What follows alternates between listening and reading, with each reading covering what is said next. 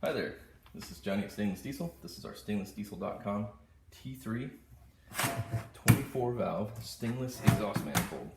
It is pre-drilled with 1/8 inch and 1/4 inch MPT for pyrometer gauge or back pressure.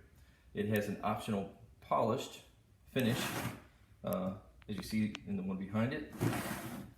We also include our Allen head socket cap screw mounting hardware, so that's included, as well as the 2 brass plugs to block off the pyrometer ports if you're not being utilized. We also have options for gaskets, installation gaskets, and as well as a neat little idea here, we've got some studs, a stainless mounting stud kit, if you'd rather utilize that instead of the Allen head bolts. Now, turbo mounting, we have a few options there.